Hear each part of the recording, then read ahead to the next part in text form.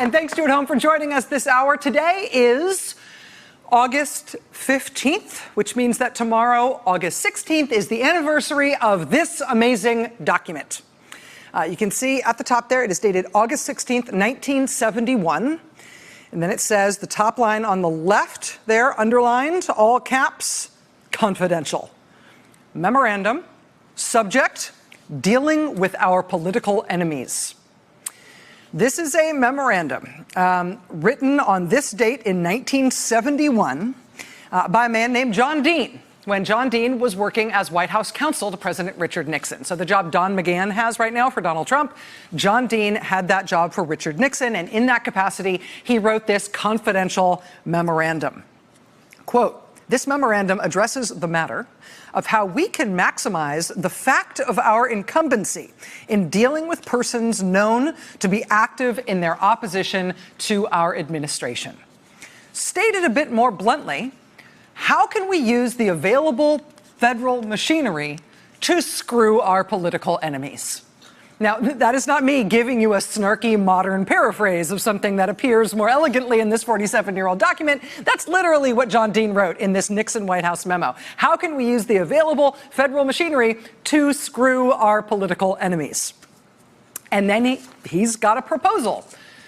Quote, "After reviewing this matter with a number of persons possessed of expertise in this field," really, "I have concluded that we do not need an elaborate mechanism or game plan. Rather, we need a good project coordinator and full support for the project. In brief, this system would work as follows." And then there's 3 bullet points. Number 1, key members of the staff. And then he gives some examples, including our old friend Pat Buchanan. Colson, Dent Flanagan, Buchanan, that's Pat Buchanan. Quote, "should be requested to inform us as to who they feel we should be giving a hard time." Wow.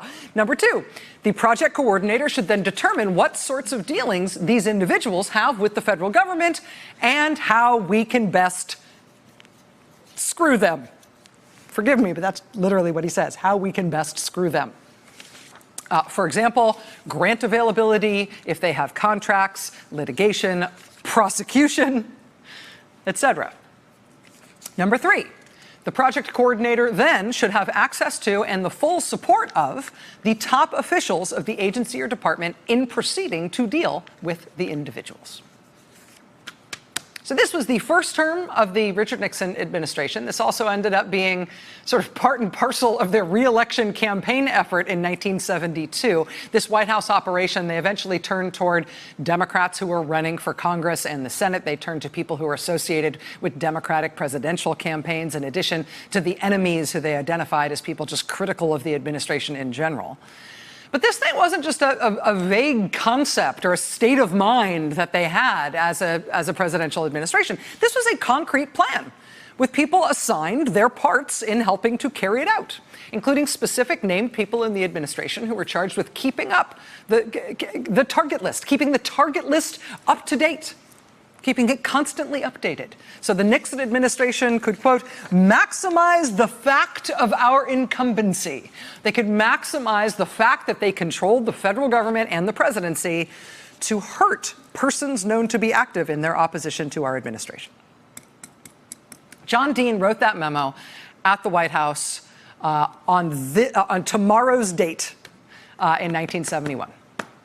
Less than 2 years later, in the summer of 1973, John Dean decided that he was going to let the whole world know about that.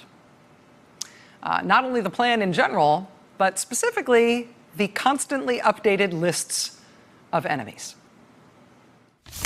I do, of course, know, and as I have submitted in documents, other agencies were involved in seeking politically embarrassing information on individuals who were thought to be enemies of the White House. I might also add that in my possession is a rather, very much down the lines of what you're talking about, is a memorandum that was requested by me to prepare a means to attack the enemies of the White House. There was also maintained what was called an enemies list, which was rather extensive and continually being updated.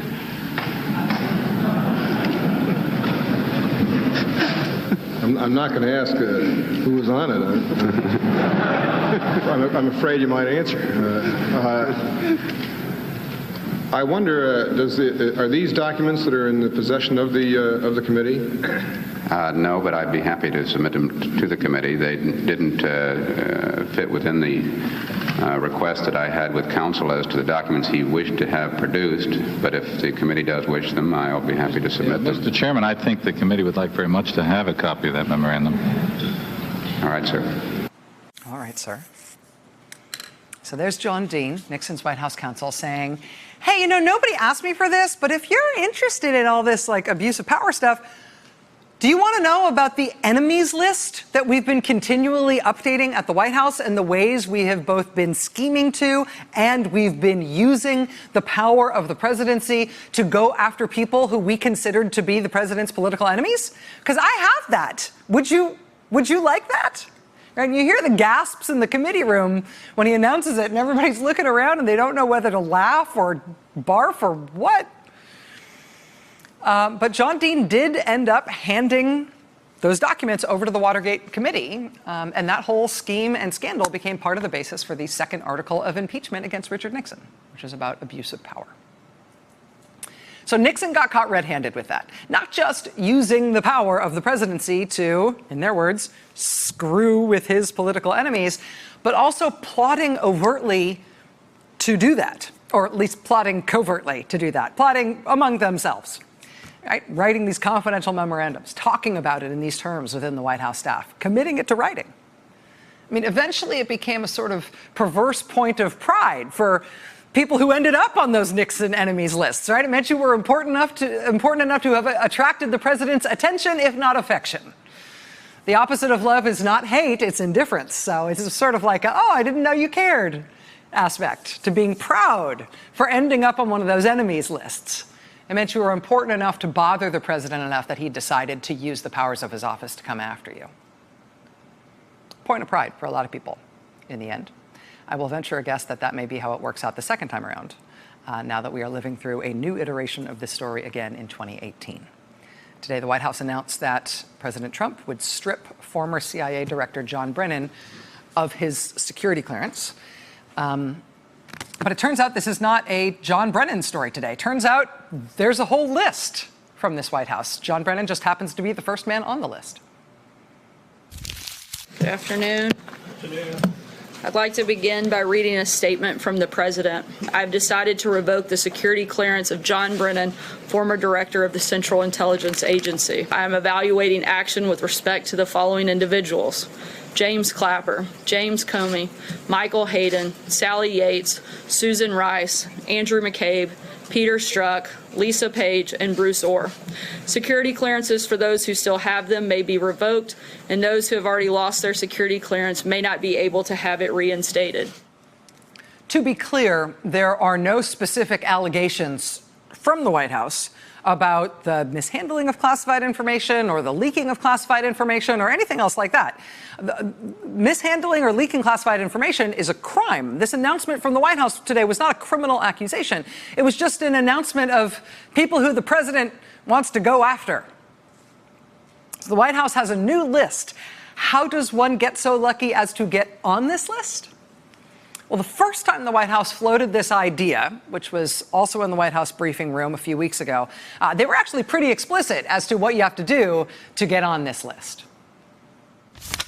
Not only is the president looking to take away Brennan's security clearance, he's also looking into the clearances of Comey, Clapper, Hayden, Rice, and McCabe. Making baseless accusations of improper contact with Russia or being influenced by Russia against the president is extremely inappropriate. And the fact that people with security clearances are making these baseless charges provides inappropriate legitimacy to accusations with zero evidence. So again, there is no accusation from the White House that anybody's mishandling classified information or misusing their security clearance in some other way that you're not allowed to do with a security clearance. But the White House is now making clear, you criticize the president specifically with regard to Russia intervening to help him in his election, then they will use the power of the presidency to hurt you. They're going to strip your security clearance to try to discredit you as a critic of the president on Russia. I mean, at least when the Nixon White House did it, they had the decency to write confidential on top of their discussions of these sorts of things. We are not blessed in our era with the same set of subtlety or shame. Security clearances are a real thing.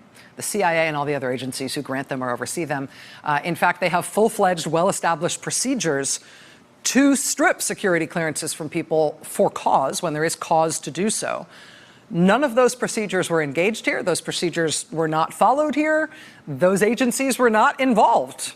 This was just directed personally from the White House, from the president himself, who's being hands-on here in the way that Nixon was, in a way that ended up being a real problem for President Nixon 40 plus years ago. You might remember from the Nixon tapes, from the Oval Office tapes, how Nixon talked about what he was looking for in an IRS commissioner, right? When he wanted that IRS commissioner to be willing to do things to his enemies and not do things to his friends. I mean, the president being so hands-on on these kinds of punishment actions from the White House, this is part of what got Nixon the second article of impeachment. I want to be sure he is a ruthless son of a bitch, that he'll do what he's told, that every income tax return I want to see, that he'll go after our enemies and not go after our friends. Not so simple as that. If he isn't, he doesn't get the job. I want to be sure he's a ruthless son of a... that he'll do what he's told. Every income tax return I want to see. He'll go after our enemies and not go after our friends. It's as simple as that. If he doesn't do that, he doesn't get the job. I mean, Nixon 45 years ago was hands-on and directly involved, directly in control of coordinated efforts inside his White House to make sure he was using the power of the presidency in an illegal way. He was using the power of the federal government, what did Dean call it? The fact of our incumbency, using his control of the White House and of the federal government to go after our enemies and to not go after our friends. Well, this statement today about stripping security clearances from people specifically because they've criticized the president or the administration, this statement today, remarkably, was issued very specifically in the president's name, in a way that is unusual for this White House or for any other. I mean, the president's press secretary did not go out there and announce in her own words this new policy, this new action by the administration. She went to the podium and announced that she was reading a statement from the president. The White House then released this document, a PDF document, which was explicitly distributed as a statement from the president, written in the first person and ascribed to the president himself and only. Now, this statement from the president today obviously becomes an instant historical document. I have to admit, I kind of wish they had waited until tomorrow to release it on August 16th instead of August 15th, so the parallel would have been all the more perfect in terms of that August 16th enemies list memo from John Dean back in 1971. I think a day or so either side of the historical parallel, I will still take it. Hey there, I'm Chris Hayes from MSNBC. Thanks for watching MSNBC on YouTube. If you want to keep up to date with the videos we're putting out, you can click subscribe just below me or click over on this list to see lots of other great videos.